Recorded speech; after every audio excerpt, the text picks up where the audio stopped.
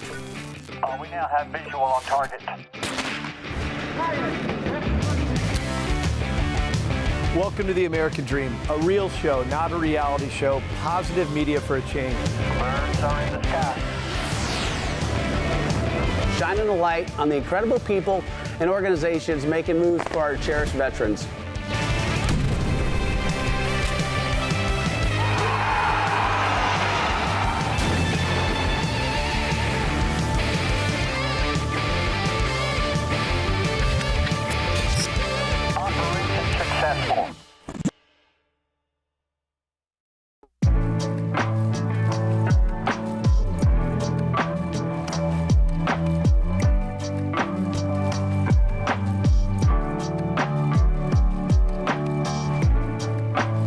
Welcome to Operation American Dream, where we celebrate the inspiring stories of veterans who continue to serve their communities well after their military career. I'm your host, Will Sage, a retired Air Force veteran. And I'm Teresa Sage. Today we're at War Memorial Park in Pass Cigar. This is the place where they honor the men and women who have served our country. The Mississippi Gulf Coast has a full, rich history of resilience, just like the veterans that we're going to meet today. We'll be visiting two great coastal towns, Long Beach and Pass Cigar, where veterans are still making a huge impact. First, we're going to meet Moises Espinal, a Marine veteran who served 2 combat tours in Afghanistan. He was also an immense part of Operation Allied Extract, where thousands of Afghan interpreters were saved. Now, Moises owns a CPA firm over in Long Beach, just the town next door. But he's also the president and founder of the Gulf Coast Veterans Association. He's brought the Marine Corps values of honor, courage, and commitment to his work with the veterans on the Mississippi Gulf Coast.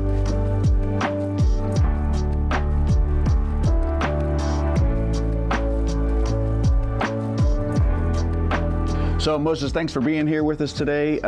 You are a Marine of Marines. You served 2 tours in Afghanistan. So how did your time in the Corps play out into your life and your work and your volunteer work after the service? Hey, Will, thank you so much for having me. Absolutely. So I thoroughly enjoyed my time in the Marine Corps and very much enjoyed my 2 deployments to southern Afghanistan. I think one of the main things that I got from my service was the discipline and the work ethic that comes with it, right? Which have played a pivotal part in what I do, both professionally and in the community. After you got out of the Marine Corps, you separated from the Marines, you were heavily involved in Operation Allied Extract. Yeah, so as we all know, when the Taliban took over Kabul back in the fall of 2021, I personally felt responsible for some of the promises that we had made to the people that worked with us on the ground, right? The interpreters were pivotal in our successes, and they came to work with us with the promise that we would, 1, stay there for as long as it took to complete the project, or 2, get them out of there if we needed to, right? Me and a few friends, we came together and founded Allied Extract. Now, with Allied Extract, we raised a little over $1 million.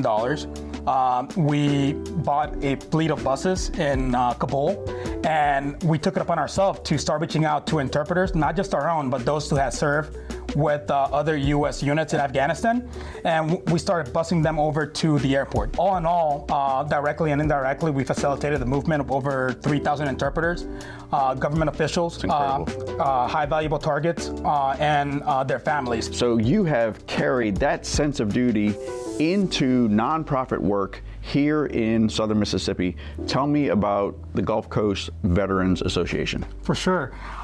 So we founded the Gulf Coast Veterans Association back in May of last year. So we're one of the younger nonprofits here on the Gulf Coast. And really the primary purpose of this organization is to kind of recognize the contributions that service members have made, both on active duty and what they're still doing in our community, right? Got it. So we've kind of taken it upon ourselves to kind of create an environment where we're recognizing what these veterans did during their service and what they're currently doing in the community.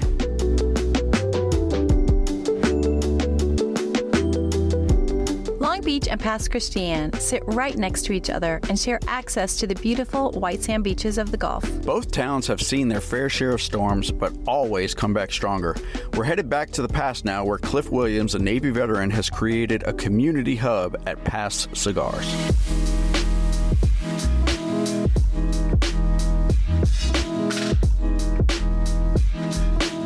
Cliff, you spent 20 years in the Navy. How in the world did you get from deployments in Afghanistan to owning a cigar shop in South Mississippi? It's a funny, laughable story. When I was active duty in the military, I used to come here and hang out. But when I retired, got a group text message saying, kind of close the shop down for 2 weeks, got a family emergency.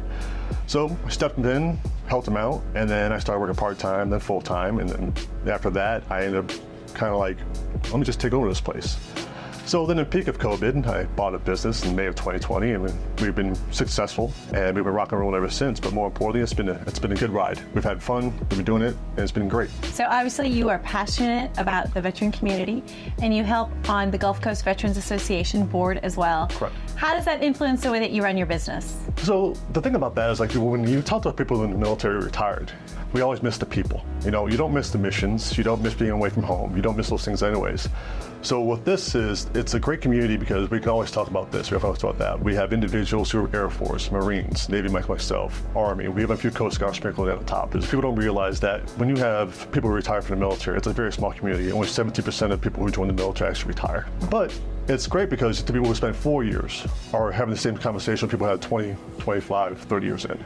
But more importantly is, it's a great thing because now we have like-minded people talking about like-minded things. With the Gulf Coast Veterans Association, it's simple. We're not just hosting a parade. We're actually helping people out. We're doing symposiums. We're cleaning headstones. We're kind of making this not just one day a thing, but we want to make sure it's like everybody's.